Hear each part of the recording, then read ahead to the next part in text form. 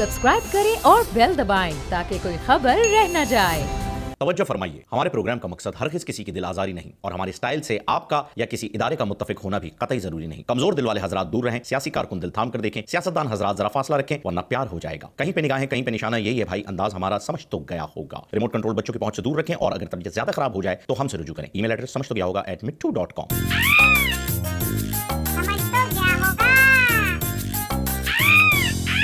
अस्सलाम वालेकुम नाज़रीन, आपको खुशामदीद कहते हैं आपके पसंदीदा प्रोग्राम समझ तो गया होगा में। मैं हूं आपका मेज़बान खुसूसी मिट्टू और मेरे साथ हैं फ़हीम खान। नाज़रीन, आज हम बात करेंगे साइंस की।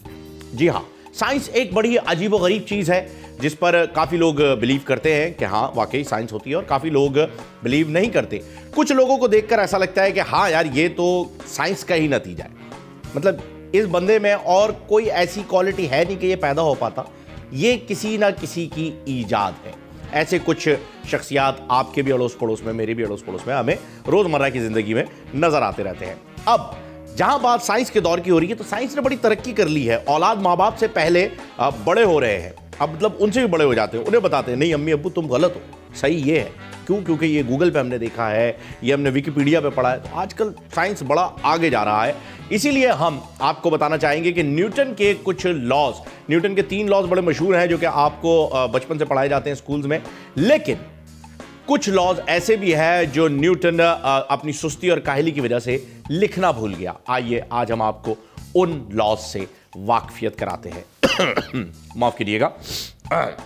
जब कभी भी रॉन्ग नंबर डायल हो जाए, रूल ये लॉ नंबर 1 है जो कि मिसिंग लॉज में से, जब कभी भी रॉन्ग नंबर डायल हो जाए तो कभी मसरूफ नहीं मिलता, फौरन लग जाता है। और जब कभी जरूरी नंबर मिला है फौरन पता चलेगा आपको या तो बिजी है या दूसरी लाइन पे बिजी है।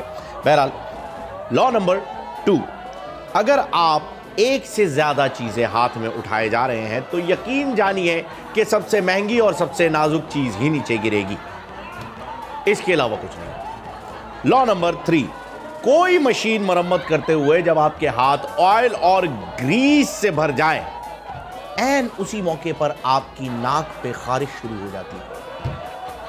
This is the law.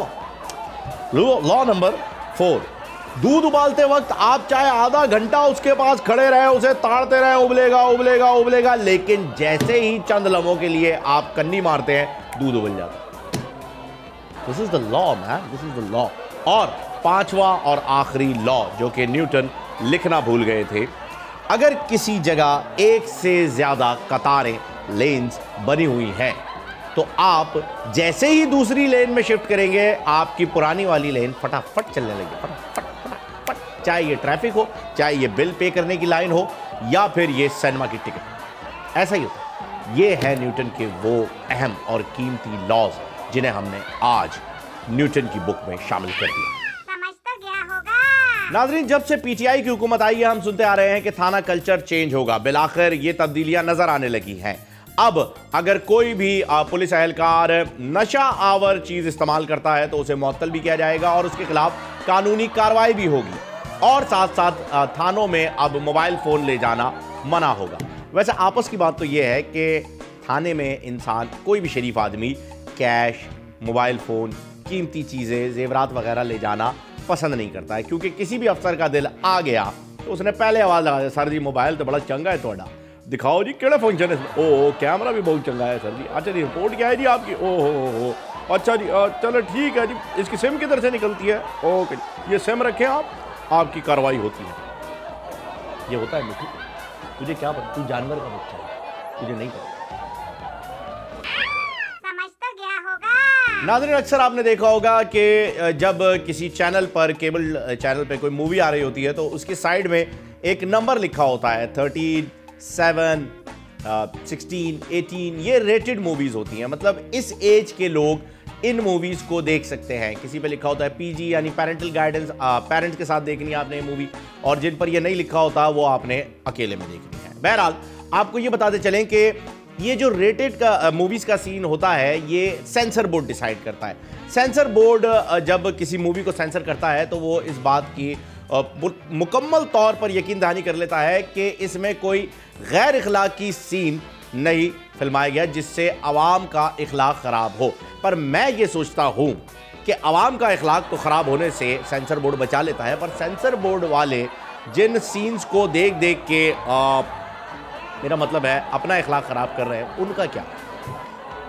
मैं चाहता हूं मुझे भी सेंसर बोर्ड में शामिल किया जाए। मैंने भी नहीं किया यार, ऐसे कैसे? हाँ, समझ तो गया होगा।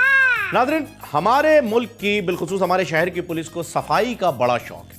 जी हाँ, सफाई निस्फ ईमान है, ये बात सिर्फ और सिर्फ पुलिस वाले ही समझे हैं।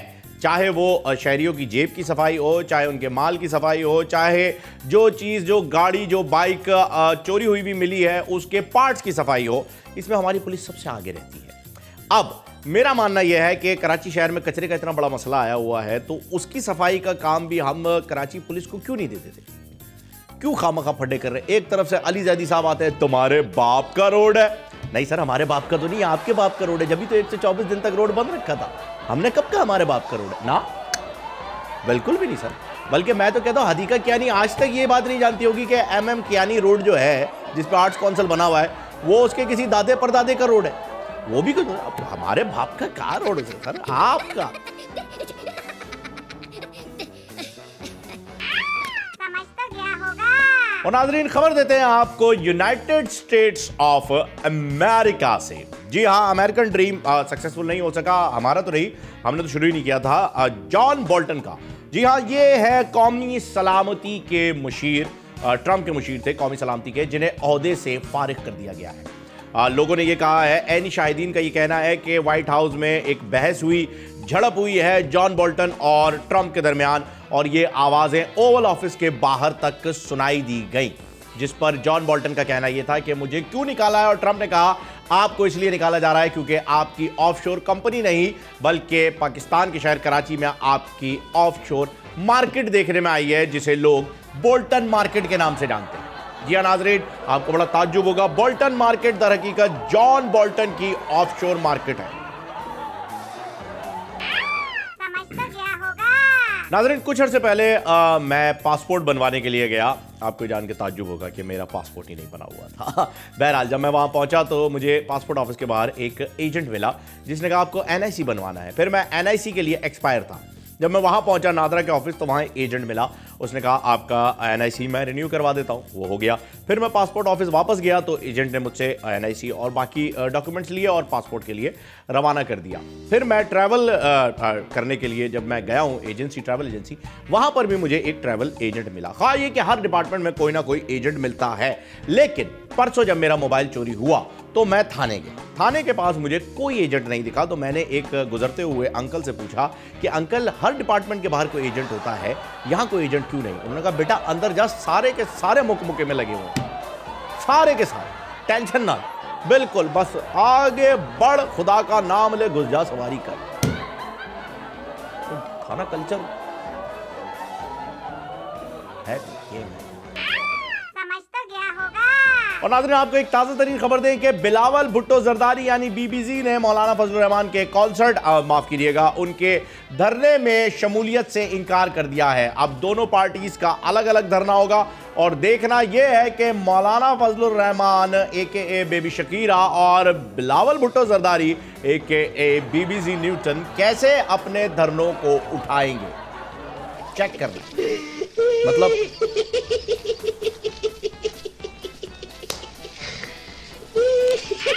समझ तो गया होगा। नाज़रीन, आजकल सोशल मीडिया पे एक ट्रेंड बन चुका है जो कि बिलखुसूस खवातीन की जानिब से बनाया जा रहा है। जी हाँ, मशहूर होने के लिए हुकूमत को बुरा भला कहना मकसद है और कुछ नहीं। हर तरीके से हुकूमत की बुराई करें, हर बुरे काम को जो है वो आप प्रमोट करें, हुकूमत के आप हाईलाइट करें और अच्छे कामों को, समझ रहे ना, ये खवातीन का मशगला बन गया है। अब आपको मजे की बात बताएं कि एक खातून ने तो हद ही कर दिया और उन्होंने कहा कि अब समझ आया कि लंबी लंबी छोड़ने वाली सीरीज को इमरान सीरीज का नाम क्यों दिया गया। मोहतरमा, आपको यह समझ में नहीं आया कि डाइजेस्ट को खवातीन डाइजेस्ट का नाम क्यों दिया गया था? है क्योंकि डाइजेस्ट मुश्किल से होता है। 3 खवातीन 3 कहानियां क्यों? कभी समझ आया? नहीं। हर डाइजेस्ट का नाम एक लड़की के नाम पे ही क्यों होता है? कभी आपने देखा फुरकान डाइजेस्ट, कभी आपने देखा राशिद डाइजेस्ट? नहीं।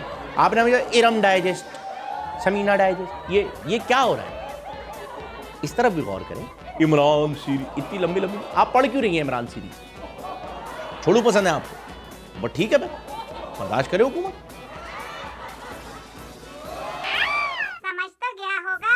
नाज़रीन, बात खवातीन की हो रही है तो मैं आपको बताता चलूं कि मुझे वो खवातीन बहुत ही समझदार लगती हैं जो बाजार से ब्रांडेड सूट तो खरीद लाती हैं 6-6 हज़ार रुपए का, लेकिन घर आते वक्त रिक्शे वाले से 15 रुपए के किराए पे झगड़ा कर रही होती हैं। बस ये ईमानदारी की कमाई का नतीजा है।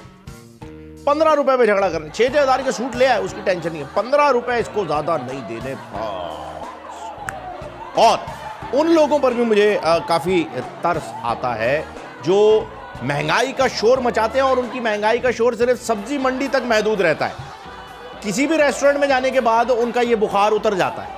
कभी आपने नहीं देखा होगा कि किसी रेस्टोरेंट के वेटर से वो ये बहस कर रहे हो, भैया ना आपने दाल फ्राई महंगी कर दी, आपकी चिकन कढ़ाई के अंदर चिकन क्या ऑस्ट्रेलिया से आ रहा है, आपकी मटन कढ़ाई पूरे मटन बकरे के साइज की है, क्या वजह है? ना, कभी नहीं। बल्कि वेटर के वो कमेंट में लिख रहे होते हैं, delicious food, excellent service, very cheap price.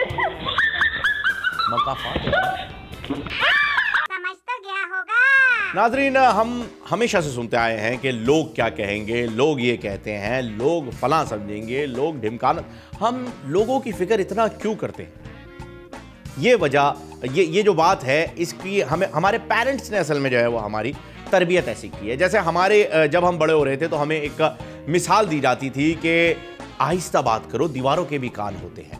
तो आई डोंट केयर यार, दीवारों के कान होते हैं, लोग सुनेंगे, क्या कहेंगे, ये वो। भाई दीवारों के कान होते हैं ना, हमें ये थोड़ी बताया कि दीवारों के मुंह भी होता है। जब दीवार के कान है, सुनने दो, उसका मुंह थोड़ी है, किसको बताएगी बेचारी, किसको बताएगी? दीवार है, कोई लिविंग थिंग थोड़ी है, तो हमें पता होता है कि हाँ भाई ये तो फीमेल है, बताएगी। नॉन लिविंग थिंग किसी को नहीं बताएगी। सुन लो, चिल करो, बिला वजह के मुहावरों में फंसाए रहते हैं। दीवारों के भी कान होते, और क्या क्या पार्ट होता है दीवारों का? समझ तो गया होगा। नाज़रीन, बचपन में जो लोग कुछ नहीं करते वो कमाल करते हैं। इसका हरगिज़ ये मतलब नहीं है कि हम पीएसपी के बानी मुस्तफ़ा कमाल साहब के बारे में कोई बात करने लगे हैं, बल्कि हम बात करने लगे हैं एक ऐसे बच्चे की जिसके वालिद ने उसे बुलाया और कहा कि बेटा देखो, आज रिजल्ट आने वाला है, तुम स्कूल तो जा रहे हो, लेकिन जब तुम वापस आओगे, अगर तुम फेल हुए तो मुझे अपना अब्बू ना कहना। बच्चा जब स्कूल से वापस आता है तो वालिद साहब अखबार लिए टूटी हुई कुर्सी के ऊपर बैठे एक चाय का कप उठाए उसकी चुस्कियां ले रहे होते हैं और बच्चे से पूछते हैं, हाँ बेटा रिजल्ट क्या आया? जिस पर बच्चा बड़े ही दिलेरी से जवाब देता है, बस करें बशीर साहब, आप तो मेरे अब्बू कहलाने के भी लायक नहीं। मतलब फेल हो गया। समझ तो गया होगा। नाज़रीन, सोशल मीडिया के जहां पर बेतहाशा फवायद हैं, वहां पर कई नुकसानात भी हैं। अब लोग मुझे कहते हैं कि मैं एंटी सोशल हूं। नहीं, मैं एंटी इडियट हूं, क्योंकि मुझे इडियोटिज्म इतना ज़्यादा पसंद नहीं है। I am allergic to idiotics, you know. इसकी वजह यह है कि आप अपने वक्त का ज़िया वहीं कर सकते हैं, और आपको पता है कि मुल्क को ज़िया से कितना नुकसान होता है, मतलब वक्त के ज़िया से कितना नुकसान होता है। इस वजह से मैं अपने वक्त का ज़िया नहीं करना चाहता। अब कुछ लोग ऐसे हैं कि जब वो आपको व्हाट्सएप पे स्क्रीनशॉट भेजते हैं तो आप स्क्रीनशॉट में मैटर क्या लिखा है, कंटेंट क्या है, उस पर ध्यान नहीं देते। 78% लोग जिन चीज़ों पे ध्यान देते हैं वो हैं बैटरी कितने परसेंट है इसकी, नेटवर्क कौन सा यूज़ कर रहा है, नोटिफिकेशंस कौन कौन सी ऐप्स के आए हुए हैं जो कि ये यूज़ करता है, फ़ोन डाटा है या वाईफाई है, फ़ोन साइलेंट मोड पर है, अगर है तो क्यों, और अगर नहीं है तो ये रिंगिंग पर कहाँ बैठा हुआ है, फ़ोन का टाइम सेट है या नहीं। इससे आपकी इंटेलिजेंस का अंदाज़ा होता है ना। सिंगल सिम है या ड्यूल सिम। ड्यूल सिम वाले तो गरीब होते हैं ना उमूमन, you know, bloody poor people. एक फ़ोन में 2-2 सिम, गरीब लोग। आईफोन यूज़ करो, कोई महंगा वाला सैमसंग यूज़ करो, इसमें ड्यूल सिम ड्यूल सिम का मतलब हमारे मुल्क में गुर्बत है, फॉर श्योर, बिल्कुल फैक्ट, गुर्बत, गरीबात। एक फ़ोन में 2 सिम, वो टेक्नोलॉजी का एडवांटेज जो लोग लेते हैं, जो कौमें लेती हैं, वो हम नहीं हैं। वो सिंगापुर में लोग कहते हैं, वो चाइना में होता है, अमेरिका में लोग तरसते हैं कि यार ड्यूल सिम मिल जाए, एक ही फ़ोन में 2 सिम यूज़ कर ले। यार गरीबों के पास होता है, दूसरा फ़ोन का जिसका पैसे नहीं है वो ड्यूल सिम लेता है। समझ तो गया होगा। नाज़रीन, हमारे यहाँ दोस्तों के टैलेंट्स अलग अलग किस्म के होते हैं। मतलब इतने टैलेंटेड लोग हैं, आपने उनका टैलेंट चेक करना है तो किसी को उधार देके देख ले, फिर अगले की कहानियां सुने खाली। ओ हो ऐसे लेवल की स्टोरीज लेकर आते हैं। मैं कहता हूं खलीलुज़्ज़मान कमर साहब भी अपनी फिल्मों में क्या लिखते होंगे जो वो लिखते हैं। क्या मुस्तनसर हुसैन तारण साहब ने अपने अफसानों में लिखा होगा जो कहानियां ये उधार वापस करते हुए कराते हैं। बहरहाल, कुछ दोस्तों की आदत ऐसी होती है कि उधार लेके गायब हो जाना। कुछ दोस्तों की आदत ऐसी होती है जो अपनी दुख भरी कहानी सुनाने के लिए बेचैन होते हैं, तड़प रहे होते हैं, और उनका दोस्त पूछता भी है कि जानी आज बड़ा उदास है, क्या कहानी है, कुछ बता। नहीं यार, सब सेट है, सब सेट। और अंदर से तरस रहे होते हैं, एक बार और पूछ, एक बार और पूछ, एक बार और पूछ। जैसे ही वो पूछता है, एक साथ में पूरी कहानी बयान कर देते हैं। जेब में अच्छी खासी रकम, कुछ दोस्तों का टैलेंट ये होता है कि जेब में अच्छी खासी रकम मौजूद होती है, लेकिन रेस्टोरेंट का बिल देते वक्त अपने आप को कंगाल दिखाना होता है। ये भी एक art, it's a form of art. ये सिर्फ और सिर्फ आर्टिस्ट लोग कर सकते हैं। बेचारे बोंगे लोग थोड़ी कर, वो तो पैसे निकाल के दे देते हैं, उनमें गैरत होती है। ये एक आर्ट है। समझ तो गया होगा। नाजरीन, एक ट्रेंड निकल चला है, हर यूनिवर्सिटी से एक ऑनररी डिग्री दी जाती है डॉक्टरेट की। अब वो कभी किसी को दे देते हैं, कभी कोई सियासी शख्सियत बुला लेते हैं उसे, किसी सेलिब्रिटी को बुला लेते हैं उसे। मतलब रहमान मलिक साहब जैसी शख्सियत के सामने लिखा है डॉक्टर रहमान मलिक। मतलब लेवल चेक करें। अब इसका नतीजा क्या निकलता है कि जब डॉक्टर इस तरीके से बट रहे हैं स्कॉलरशिप के जरिए और ऑनररी डिग्रीज के जरिए, तो एक मरीज एक डॉक्टर के पास गया और उससे कहने लगा कि सर, आपने इस पर्ची में जो दवा लिख के दी है, मैं पूरे शहर में ढूंढ कर आ गया हूं, कहीं नहीं मिल रही, प्लीज इस दवा को चेंज कर दे। डॉक्टर ने पर्ची ली, देखा तो ओहो भाई भाई कमाल करते हैं रिजवान साहब, आप कमाल करते भाई, ये दवा नहीं है, ये तो मैं अपना पेन चेक कर रहा था कि ठीक से चल रहा है कि नहीं। हाँ बिल्कुल, हाँ।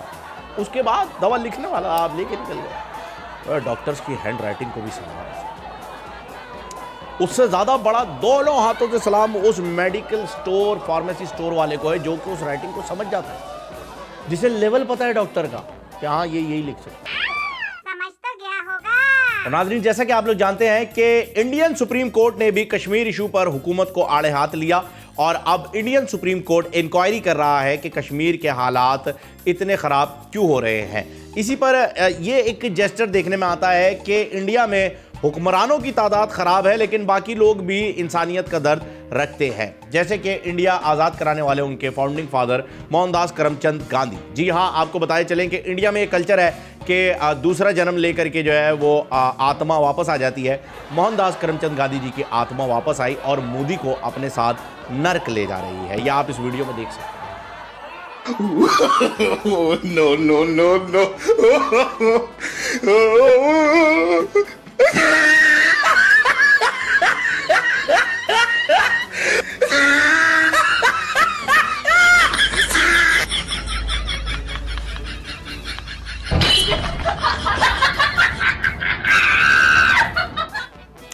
इस वक्त मोदी को देखकर ऐसा लग रहा है कि वो गांधी जी से कह रहा है, मैं नहीं जाना वेड़े याद ना। उदास है बेचारा, कोई बात नहीं, होता है।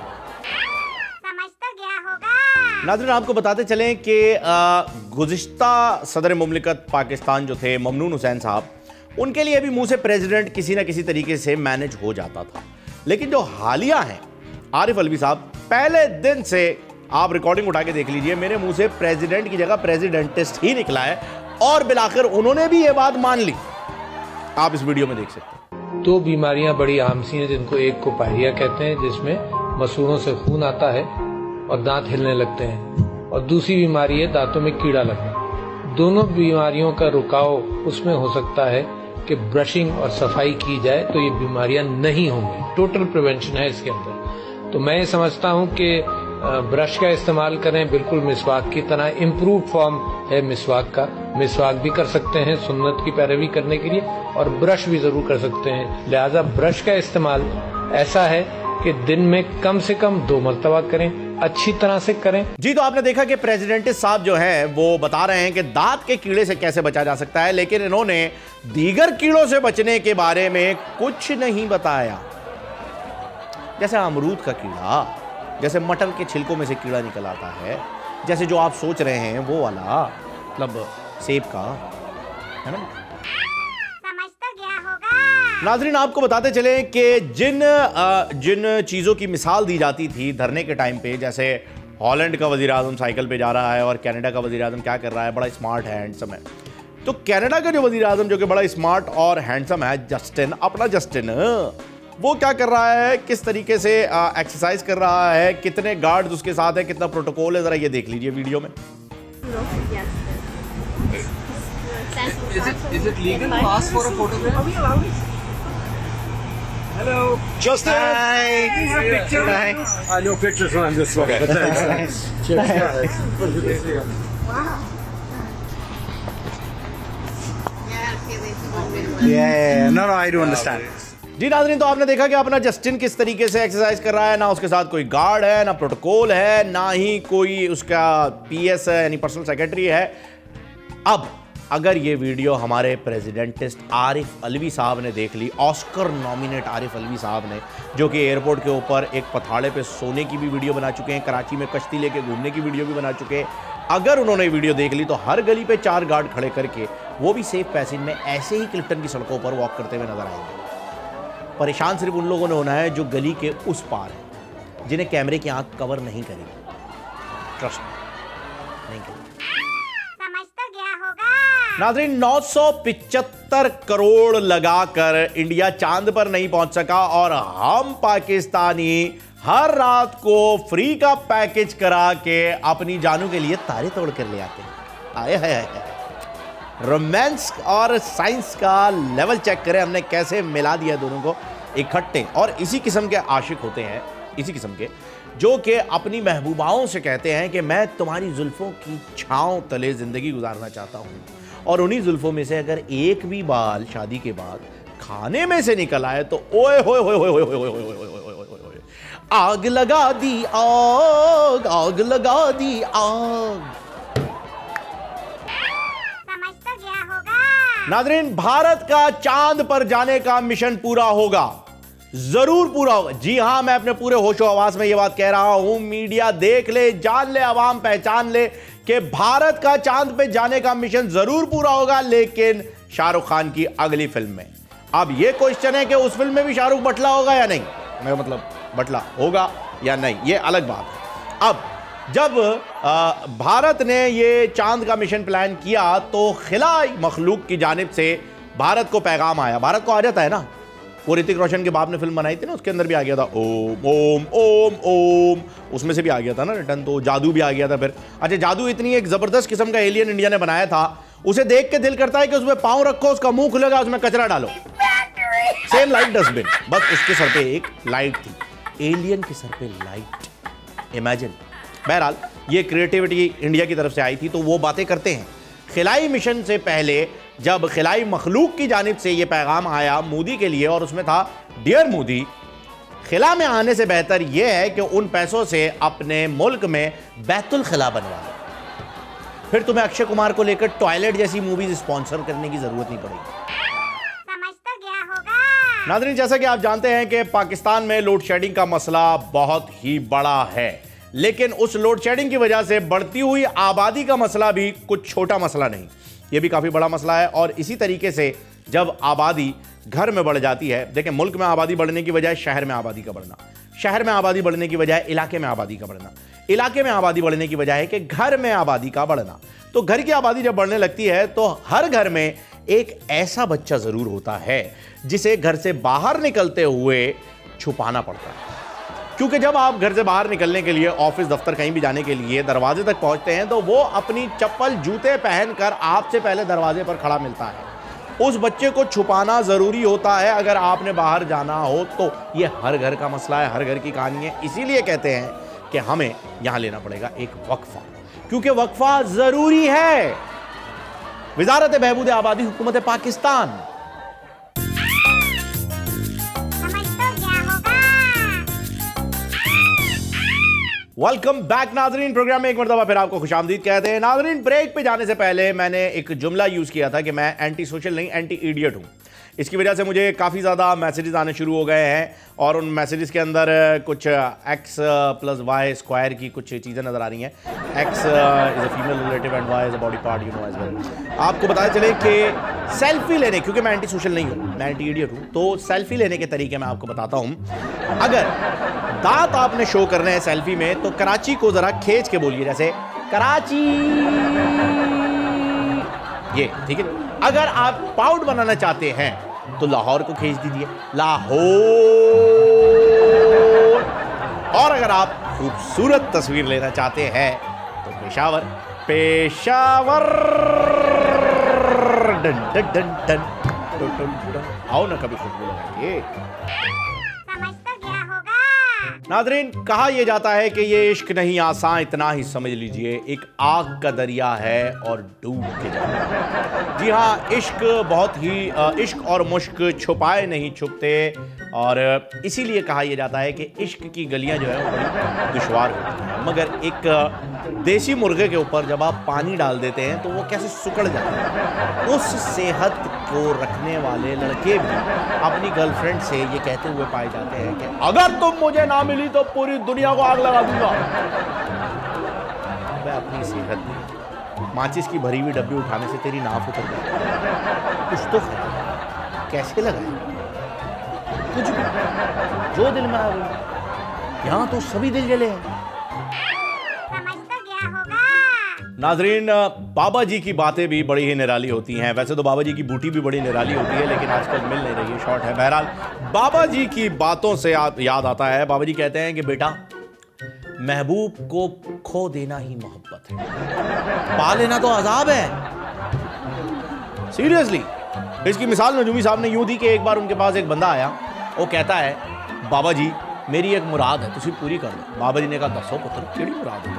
उसने कहा जी बाबा जी मैनू अनमैरिड कर दो। उन्होंने कहा ओए मुराद मांग, जन्नत ना मांग। समझ तो गया होगा।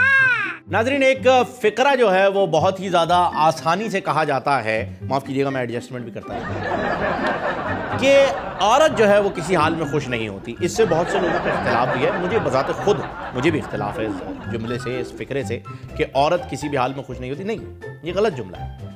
लड़की भी किसी हाल में खुश नहीं होती। आप सिर्फ औरतों को टारगेट कर रहे हो, लड़की को भी कर रहे हो। तो होता ये है, अब इसकी मिसाल मैं आपको दूँ, क्लियर मिसाल मैं आपको देने लगा हूँ कि एक कपल ने, शादीशुदा जोड़े ने अपना खुद का ज़ाती नया घर खरीदा, बहुत खुश थे, हर चीज़ अपने हिसाब से लगाई, झूमर भी अपने हिसाब से लगाया, पर्दे भी अपने हिसाब से लगाए, कालीन भी अपने शौक से अपने पसंद के कलर का लगाया। अब मियाँ बीवी पहली मरतबा जब उस घर में एक साथ दाखिल होते हैं तो एक दूसरे को देखते हैं, सारी चीज़ें पसंद आती हैं, ये होता है वो, बड़े रोमांटिक मूड में होते हैं। हस्बैंड उससे बड़े ही रोमांटिक अंदाज में कहता है कि देखो अब बिलाखिर हमारा ज़ाती घर हो गया, अब मेरी कुल कायनात ये घर ही है। इस पर उड़ता हुआ बेलन किचन से शौहर की जानिब आता है और उस बेलन के पीछे आवाज आती है, ये कायनात कौन है? तो बीबी उर्दू तुम्हारी खराब है, इस चक्कर में उस बेचारे को नए घर की खुशी से भी तुमने जो है वो। समझ तो गया होगा। नाजरीन, शेर अर्ज है, इंसान इंसान को डस रहा है, सांप खड़ा हंस रहा है, आजकल किसी को किसी का लिहाज नहीं रहा, आजकल किसी को किसी का लिहाज नहीं रहा, हर कोई जहर उगल रहा है। नाज़रीन, बाज़ लोगों के बारे में कहा यह जाता है कि वो इतने जहरीले होते हैं, इतने जहरीले होते हैं कि सांप भी उनसे जहर इजी लोड करवाता है। भाई 30 रुपये का इजी लोड कर देना, हर किसी को डसने जाता है। इस किस्म के नेगेटिव लोगों के बारे में मैं हमेशा यही कहता हूँ कि कुछ लोगों में पॉजिटिव चीज़ सिर्फ उनका ब्लड ग्रुप है। नाज़रीन, बहुत सी चीज़ें ऐसी हैं जिन्हें ईस्ट और वेस्ट में कल्चरल डिफरेंस कहा जाता है। वैसे तो ये कॉन्टिनेंटल डिफरेंस भी हो सकता है क्योंकि हम दोनों के कॉन्टिनेंट अलग हैं। बहरहाल, इस कल्चरल डिफरेंस को अगर हम देखें तो एक मिसाल से मैं आपको साबित करना चाहूँगा कि जब भी कोई बीमार की इयादत के लिए जाता है वेस्ट में, अमेरिका में, तो वो उससे कहता है गेट वेल सून। इसी तरीके से UK, Europe, Britannia, great Britannia में जब कोई इयादत के लिए जाता है तो उसे कहता है wishing you a healthy and early recovery. अब पाकिस्तान में जब कोई किसी दोस्त की, किसी रिश्तेदार की इयादत के लिए जाता है तो कानों को हाथ लगा दो, लो लो, पिछली गली में भी एक बंदे को यही बीमारी हुई थी, एड़ियाँ रगड़ रगड़ के मरा है भाई, तौबा कर लो तौबा। वो बेचारा इसी गम में मर जाएगा, उसे बीमारी के एंड लेवल तक जाने की ज़रूरत ही नहीं है, वो उससे पहले दिल के दौरे से मरेगा इसकी ये बातें सुन के। और ये 1 दर्जन किन्नू और 6 जूस के डब्बे ले जाना कब बंद करोगे? अबे कुछ और भी ले आओ यार। समझ तो गया होगा। नाज़रीन, दुनिया से पाकिस्तान मुख्तलिफ क्यों है? एक तो मुख्तलिफ है, दूसरा मुनफरिद भी है। उसकी वजह यह है कि पूरी दुनिया इस बात से परेशान है कि ए हॉ की रिया पान, ए हॉ की रिया। जी हाँ, पंजाबी में परेशान है क्योंकि पंजाबी दुनिया के हर कोने में मिलेंगे आपको, इसलिए कनाडा में तो कुछ स्ट्रीट्स भी जो हैं वो पंजाबी में ही उनके नाम।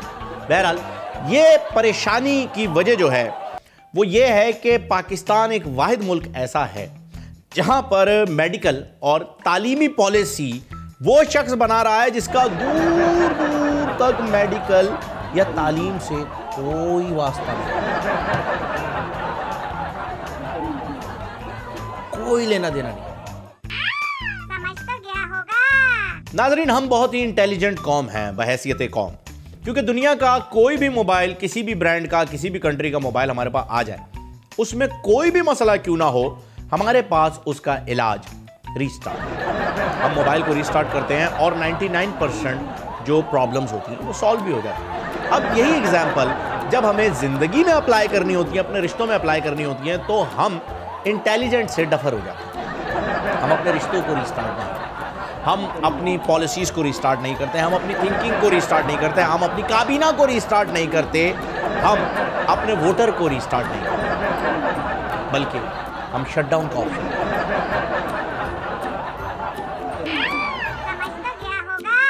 नाज़रीन, दोस्तों में एक बड़ी ख़ास बात होती है।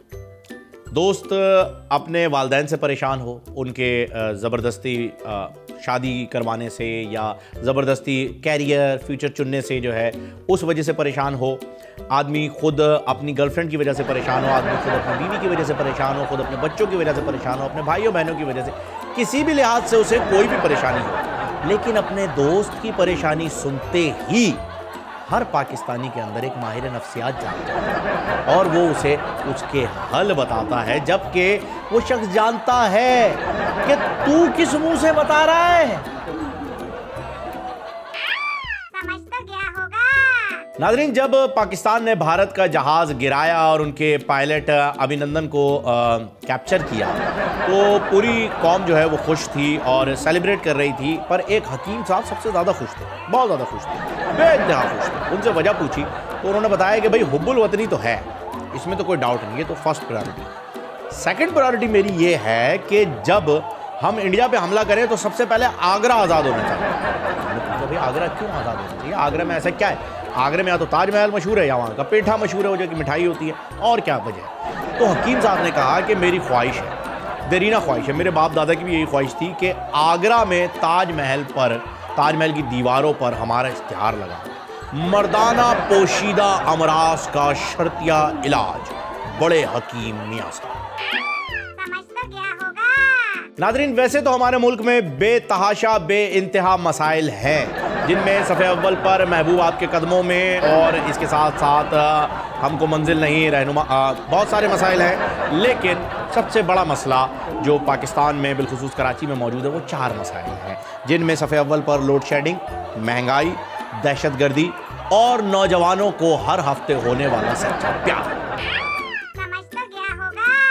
नाज़रीन, आजकल सोशल मीडिया पर होने वाली चैटिंग का सबसे मकबूल, मारूफ, मशहूर रिप्लाई का वर्ड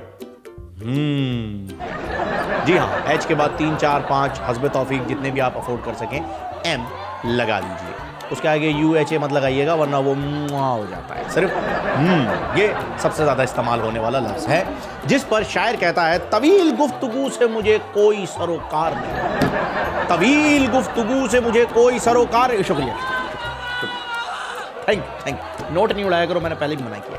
तवील गुफ्तगू से मुझे कोई सरोकार नहीं, मुझे तो उसका भी कमाल लगता है।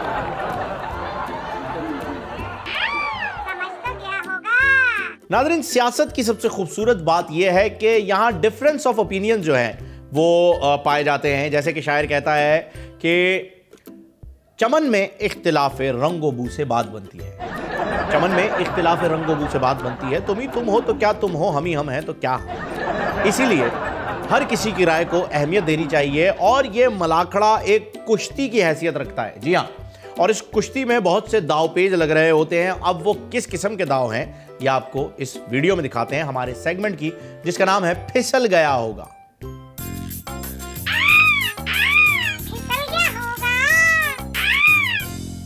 हम बिजली और गैस के ऊपर टैक्स कम करेंगे। खान साहब इतना झूठ बोलते हैं।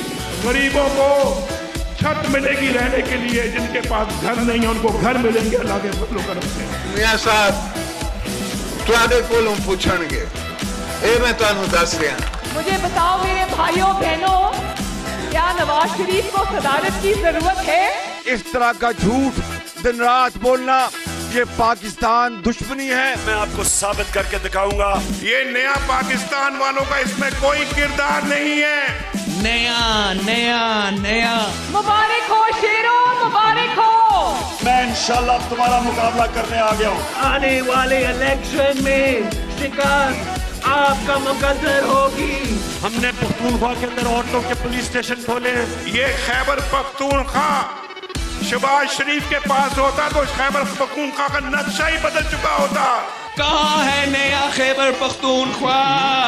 हर मंसूबे पर नवाज शरीफ और शहबाज शरीफ का नाम लिखा है। सबसे पहले करप्शन को टैकल करेंगे। अगर शहबाज शरीफ के खिलाफ एक ढेले की करप्शन निकल आए तो मैं हमेशा के लिए सियासत छोड़ दूंगा। नवाज शरीफ का दिल खुश किया आपने आज ही सब कुछ करके। नवाज शरीफ जिंदाबाद। अवाम में किस मुंह से जाओगे गालिब? शर्म तुमको मगर नहीं आती। आप मेरे पास होते मैं आपको जब भी डालता जब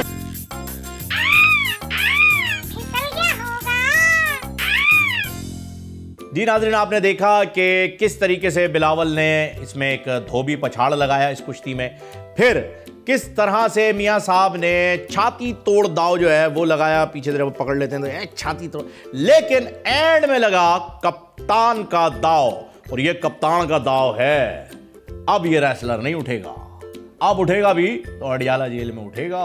बहरहाल नाज़रीन, आज के प्रोग्राम का वक्त खत्म हो गया है। हमें इजाजत दीजिए, इंशाअल्लाह ताला कल यानी अगले प्रोग्राम में आपसे मुलाकात होगी। तब तक के लिए अल्लाह हाफिज। चलो मैं टूड़ो।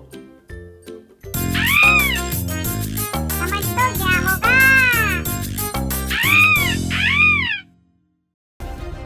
सब्सक्राइब करें और बेल दबाएं ताकि कोई खबर रह न जाए।